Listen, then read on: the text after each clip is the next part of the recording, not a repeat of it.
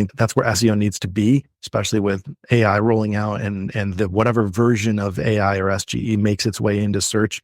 I think all of that information that gets generated or any AI tools that generate content is getting pulled from what exists out there. So the more businesses can think about telling their story across all of their assets, they have all the digital platforms and programs and profiles they have everywhere, the more accurate that the AI tools are going to be if they start telling stories about you on your behalf. Welcome to the third season of the Simple and Smart SEO Show, the podcast dedicated to empathy-driven, brand-building SEO. I'm your host, Crystal Waddell. I leverage my obsession with user experience to help business owners just like you optimize your website with confidence. Thank you so much for being here. Let's jump into another great episode. Welcome back to the Simple and Smart SEO Show podcast. I'm Crystal Waddell, and I am here with Jonas Sickler, who is a digital marketing analyst at Terakeet. And you guys are in for a treat today, my friends. So Jonas, thank you so much for being here. Welcome to the Simple and Smart SEO Show. It's my pleasure, Crystal. I've been looking forward to this. Yay. One thing I wanted to ask really quick before we jump into like the whole conversation of everything else. Following you on LinkedIn, I have just seen so much just positive energy and joy at Terakeet, and like you guys celebrating people who like work there for 30 days. How do you build a culture like that? Because so many entrepreneurs are listening right now. They're thinking about making their first hire, maybe second, third, whatever. How do you guys build that culture? It's interesting. I appreciate that there's a lot of work that goes into it. It's not something that just happens by chance. We have a lot of people on our hiring team, our HR team, who really understand the value of the people that work at Terakeet. And I think just understanding that people aren't working for your company to do a job. They're working there because they feel like you share the same beliefs and the same purpose. And so making sure that we're celebrating everybody on a weekly basis, on a daily basis. If people don't feel connected to the place they work, they're going to find a new place to work. And I think there's like a really important balance that has to be found between being compensated, loving your job, feeling connected to the people that you work with. And it all starts with just understanding that everybody that you work with is a human and they need to be celebrated. Even small wins, big wins, building connections is important. One of the things that we've just started, we recently hired a CMO and we're starting a tour to connect. We're now all over the country. As of COVID, we used to be centralized in Syracuse. Now everybody works across the whole country in the US. So we're launching a tour called Connect on Purpose, where we are taking groups across the country to connect locally, in person, face to face with everybody in as many groups as we possibly can. I think that sort of thing is really important. That is so cool. I used to be a high school volleyball coach, and I live in North Carolina, and I went to a coaching clinic with Ansel Dorrance, who coached soccer at UNC for years. And he had something called the cauldron, where he would have somebody on his staff follow everybody around and take stats during practice. And they were statting everything. Hustle plays, plays off, goals scored, whatever you can stat in a soccer practice. They were statting everything. And then that's how they rank their players. Because so many times we miss those statistics, or it's like, somebody was late to practice. You don't want that person starting over someone who was there, even if they're better skilled. Like there should be multiple ranking factors, just like SEO. Yeah. And so I love that idea. And I tried and did not fully implement it in my volleyball program, but I tried because I was like, this is what every coach needs. And even like leadership wise, it's like, how do you efficiently evaluate your staff? Because there are some people who do things that are so just daily routine and standard for them that it often goes unnoticed or uncelebrated or whatever. But it's those committed people that often get overlooked for certain recognition, but they're the most important ones that are keeping it all together. You know what that reminds me of?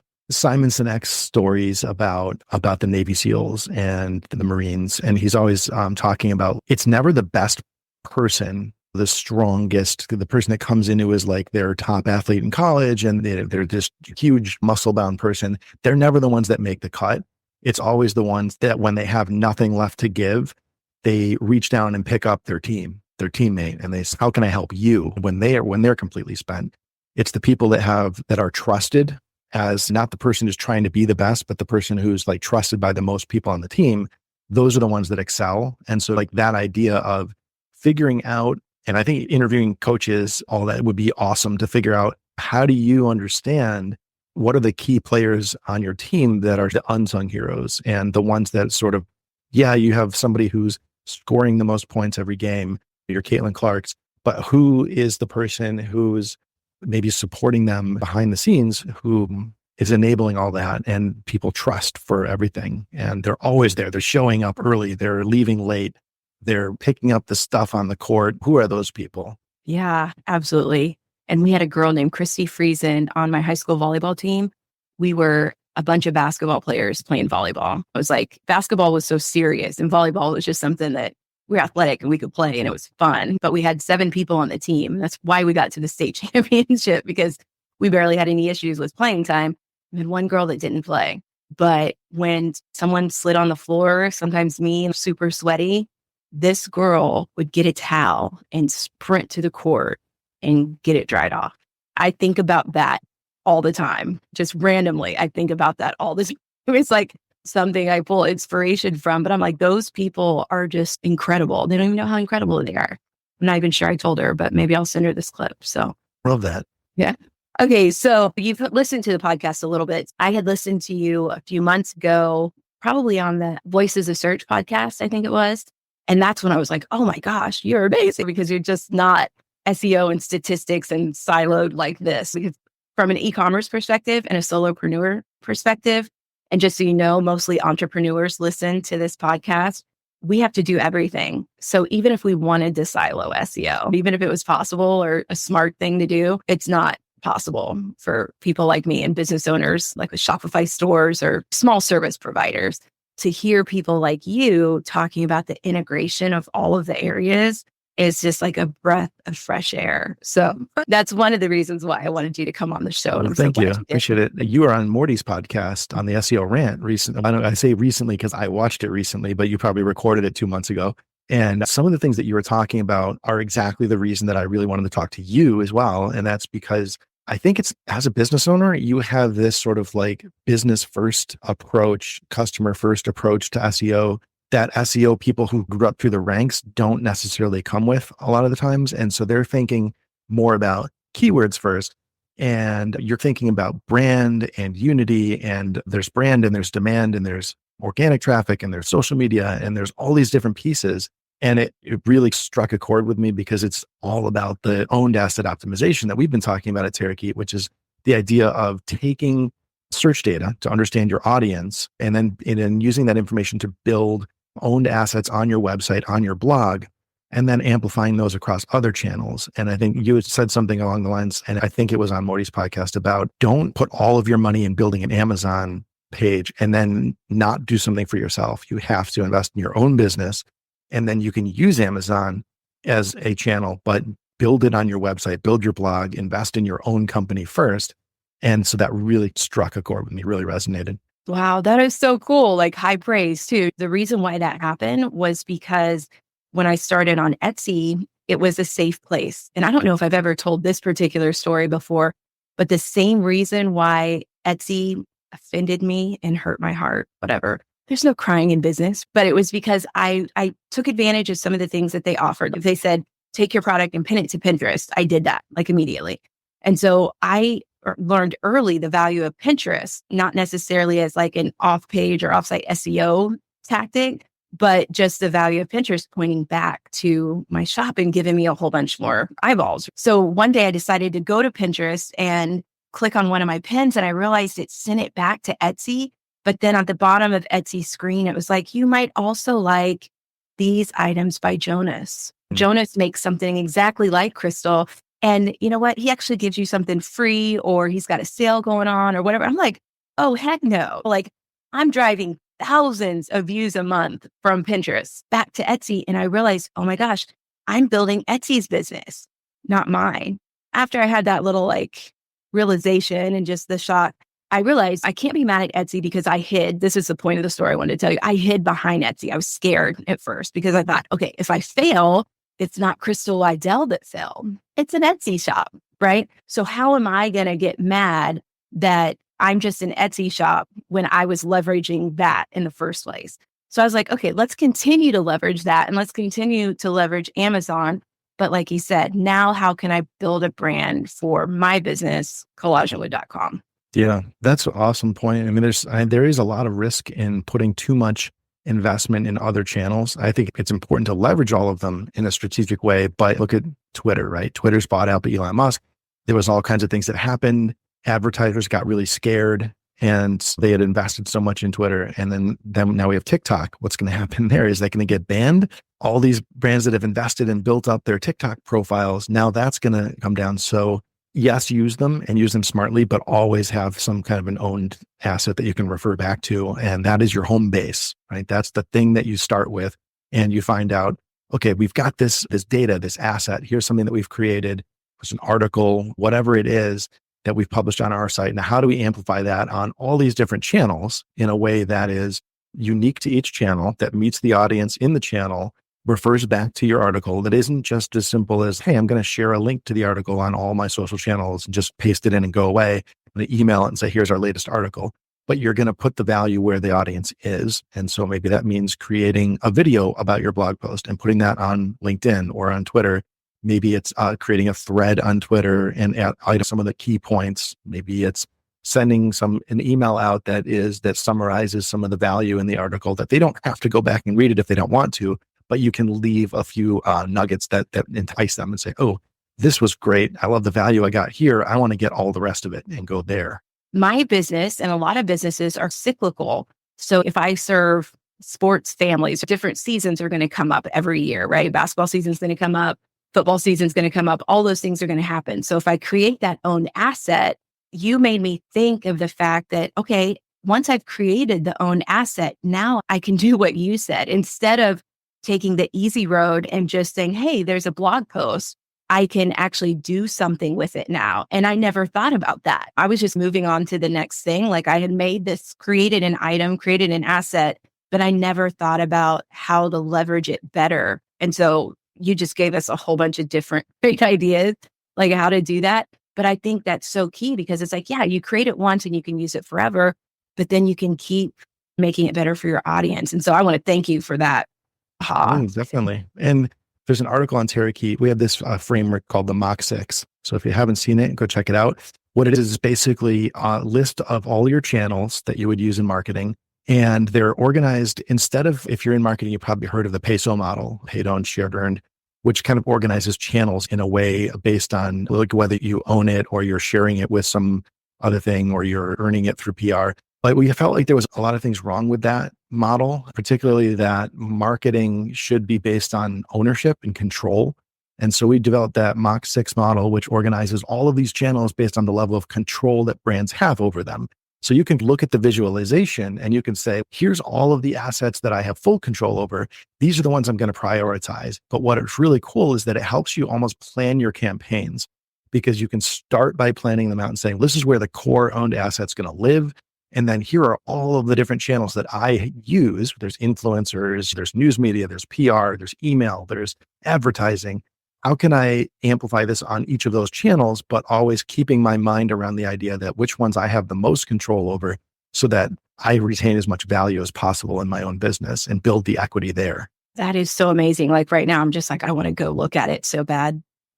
The fact that you organized it in that way is so cool, because the small group that I lead, I help entrepreneurs.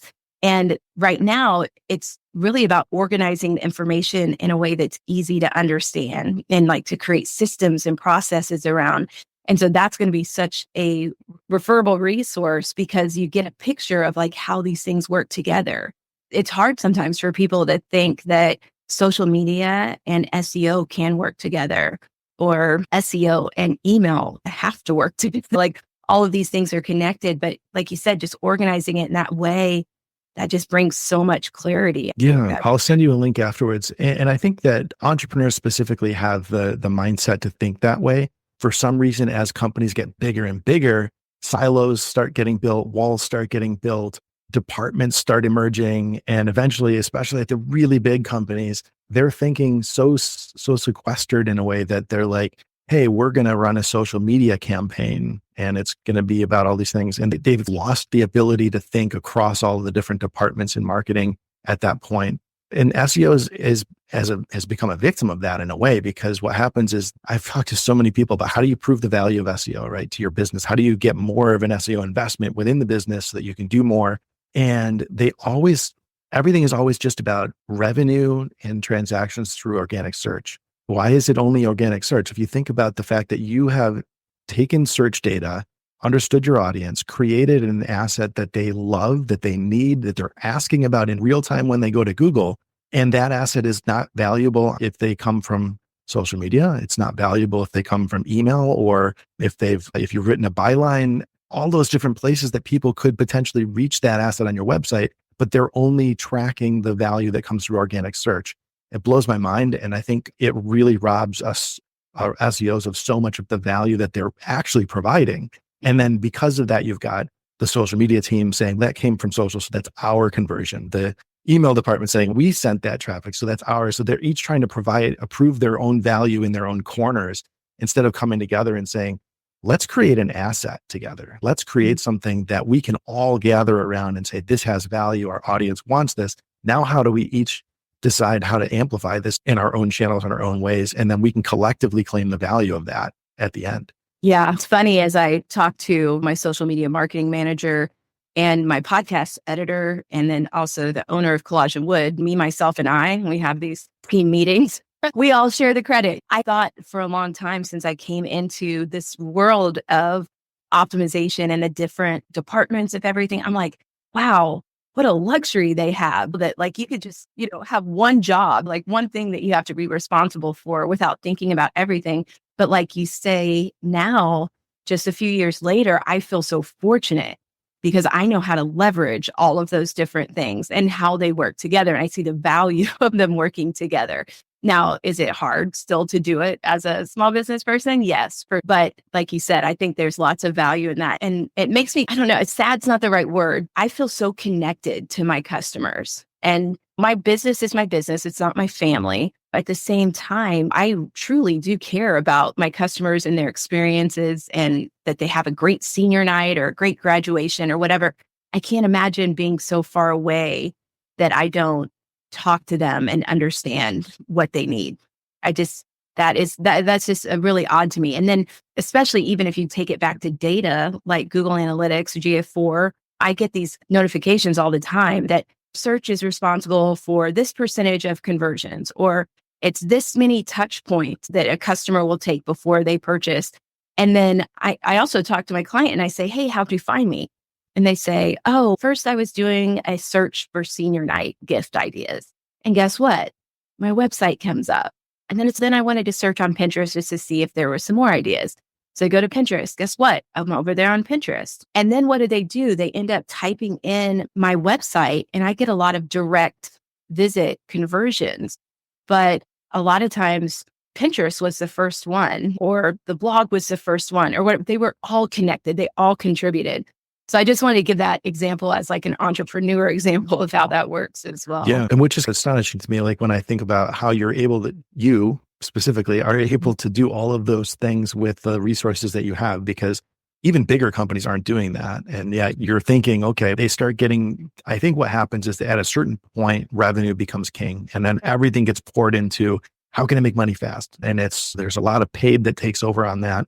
And then the paid is such a transactional medium that brand slides away in the middle of that sort of entrepreneurial journey. And then once businesses get back on track and they start, okay, now we're performing at a different level now. And so we can start thinking about brand again. So I think it's really important for people to always keep that brand front and center, and customers front and center.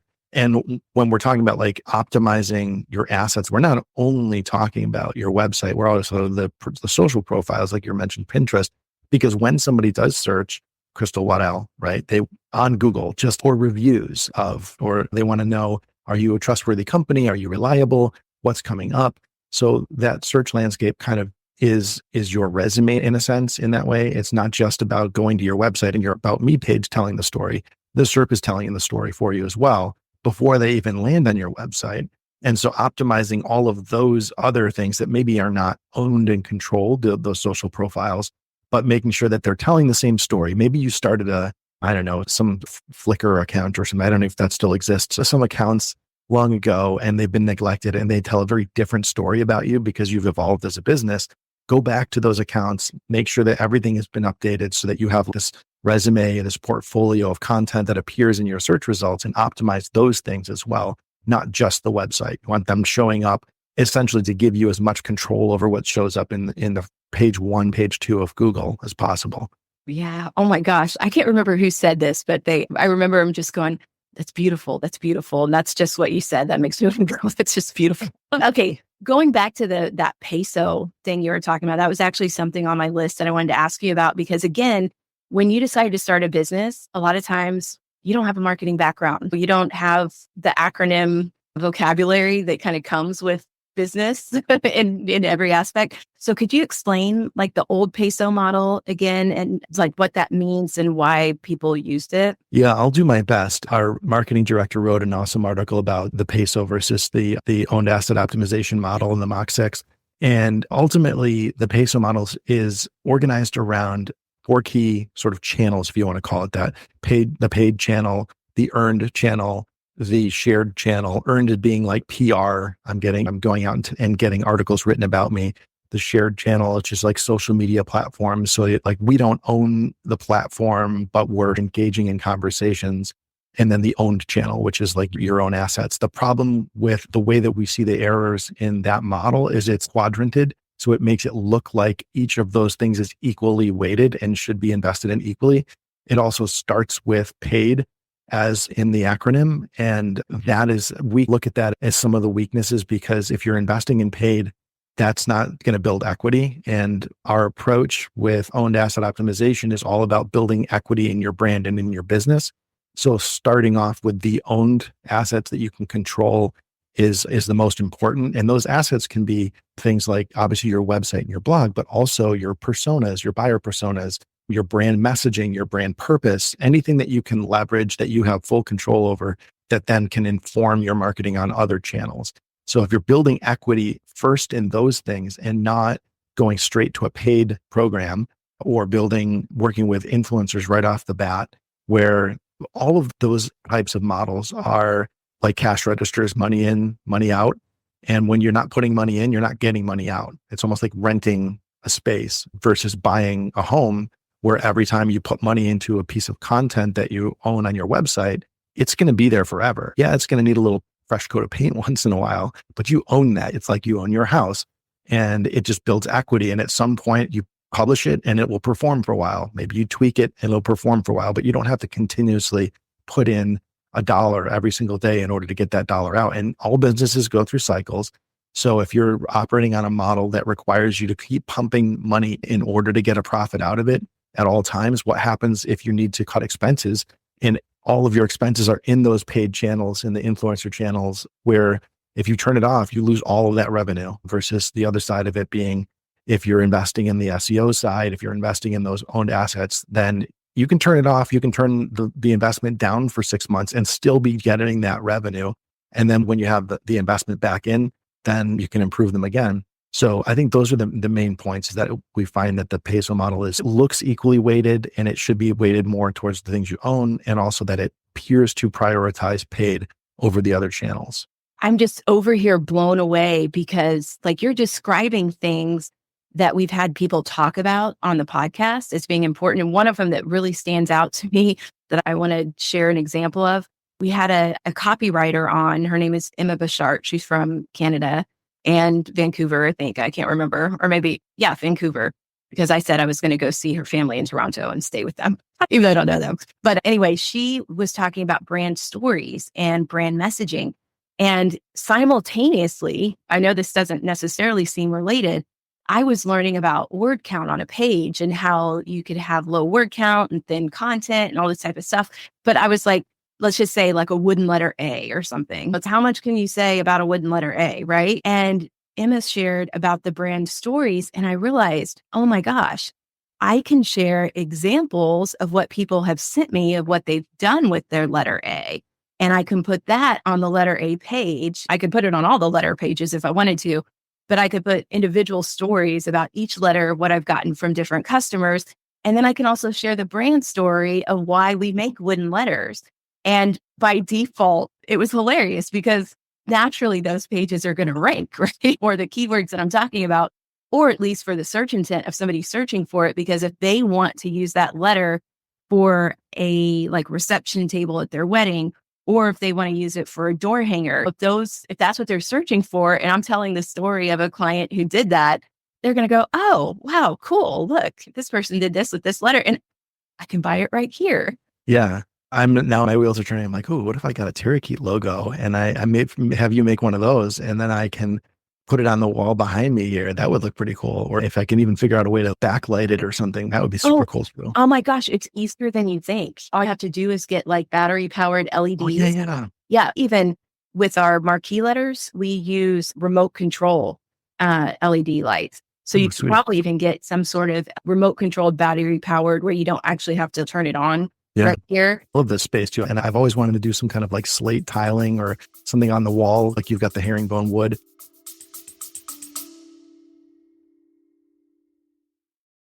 The School of Podcasting with Dave Jackson.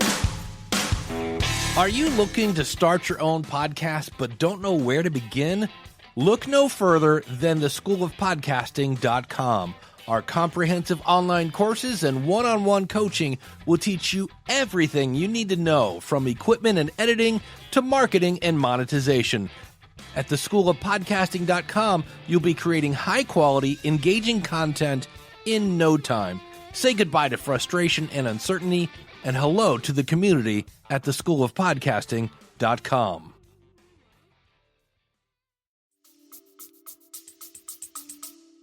I'd love to create that for you. Side note, but yeah, this idea of own asset optimization, it's just, I never thought about it as our brand story. I never thought about that as an owned asset. Yeah. Oh, yeah. Yeah. Your purpose, your values, your messaging framework, all that stuff is something that is completely controllable by you and informs your other marketing efforts. And that's why some of those assets might be internal that are not necessarily customer facing, and other ones you might put on your website, on your About Us page, and therefore it is. But they all speak to your customers and differentiate you from others. Why are you doing what you're doing? That certainly resonates. People don't just want a wooden letter because they like the look of the wooden letter. There's a reason that they're buying it. There's a story that they have for wanting to do that. Maybe it's just the letter of their name. Maybe it's the letters of their grandchildren's names or something. There's always reasons that people have for doing that. Yeah. It's awesome when you can connect. And that's the benefit, again, is being able to communicate with your customers.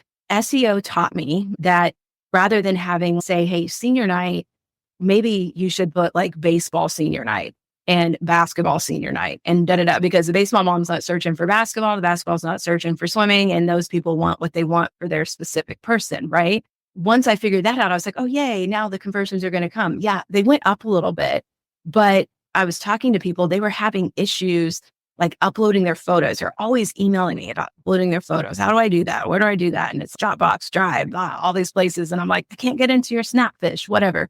So I was like, no, this isn't happening anymore. Thankfully, there was an app in Shopify. Check your content management system to see if there's a tool that already was created to help you solve your own problem for your customers. But now I can, when people order something from me, they can upload their images. And when they upload their images, everything stays together. It's already in a folder. Download it and go. The other thing that would happen is people would jam me up. So as a maker, I physically have to make things and then ship them. So there's lots of different timings that need to take place. And I'm a people pleaser. So if you were to ask me like, hey, Crystal, could you make me 15 of these signs and have them to me by Friday? I would say, yes, Jonas, because I don't want to disappoint you. Or I'd probably email you later and say, no, I can't actually, and be passive aggressive that way. But what helps is when you have a tool, now I have a calendar tool. So it says people can't order closer than 3 weeks. So then they have to actually reach out to me, and now we can have a conversation about what that really looks like, if it's possible. But the technology is now available to help us optimize for the customer and all of their different challenges. And I'm so thankful because people have told me exactly what their problems are. Okay, let me see if I can find a solution for you on the website. But to just create something on your own, a lot of times you're missing the most important parts for your customer. Yeah. I love that because it speaks to the other side of owned asset optimization. I think it's easy to think, oh, we optimizing it to rank in organic search. Yes, but that's SEO as well. And owned asset optimization is that and then. I guess, what is the difference between SEO and owned asset optimization? The differences are that for the most part, SEOs can argue, I do this too, and I do that too. It's good. Then you're doing parts of owned asset optimization. You're not just doing SEO. You're optimizing a page to rank for keywords. Yes. But you're also optimizing that page to convert better, to understand user behavior and what are people doing on the page? How can we improve it? Not to just rank, but also to convert better, to drive more revenue. And what are the different things that we can do on that page? And then if you also think maybe this isn't the case as much with smaller businesses, but many companies have a website, especially if they're e-commerce, but they also have a blog that's separate from that. So they have multiple owned assets that are not on the same domain. And you want to optimize those not individually, but together so that they're working together to tell the story. And there's going to be areas of overlap and there's going to be areas where they're separated. And so how do you understand what to publish here and what to publish there, especially when all topics are connected in some way? So you have to figuring out all those pieces together and optimizing disparate assets. Sometimes we work with customers that have dozens and dozens of websites and blogs, and they're all different and they're all publishing content, but none of them are often speaking the same language, or they're running into each other. And in some cases, you might have a business that buys another business and absorbs their website and their blog. And how do you integrate those two things in a way that kind of preserves what's working on each end? All of that is still owned asset optimization. You're just optimizing it for users and thinking about it that way, regardless of what channel it's bringing traffic in from. Yeah, you have such a great way of describing like the nuances of all of this, and yet also conveying empathy to both sides. And I feel like that is the future of SEO more than anything, because you've got to have both plus the technical knowledge. And so I have pages and pages of questions that I wanted to ask you. And I think maybe I only asked you one, but it was the most important one. We got to talk about the owned asset optimization, which is really amazing. I think you've been doing great things. And I love that you have this higher level business mindset. I think that's where SEO needs to be, especially with AI rolling out and the whatever version of AI or SGE makes its way into search.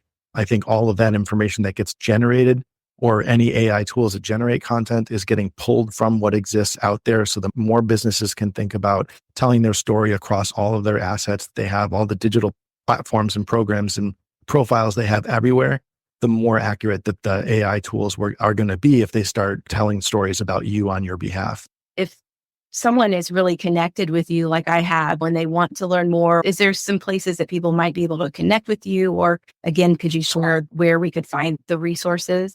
Yeah. So if you want to connect with me, LinkedIn's probably the best place. I'm pretty active on Twitter as well, but I think I use Twitter for more of an SEO type of content.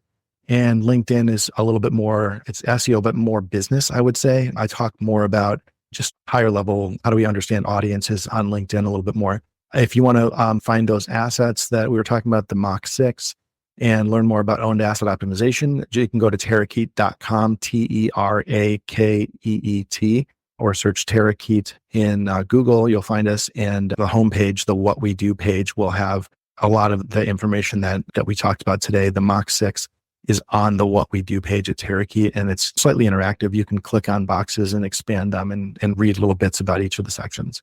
And if you want to send me any of your questions that we didn't get to touch on, send them over. I'll answer them all, and I'm happy to do that. Oh, Jonas, I don't know if you want to open that box, but I'll take you up on it. But yeah, I really appreciate that. Awesome. I really appreciate this. It was a great talk, and you're doing an amazing job with your podcast. I still am baffled. I feel like you've got a time turner in your pocket or something from Harry Potter, and you're just like, you're spinning the clock back and being able to do all these different things you're doing, because each one of them is a full-time job. Keep it up and keep doing what you're doing online, because you are also a positive force, and all of your discussions lift people up, and that's important. Awesome. I appreciate all of that. And thank you so much for being here today.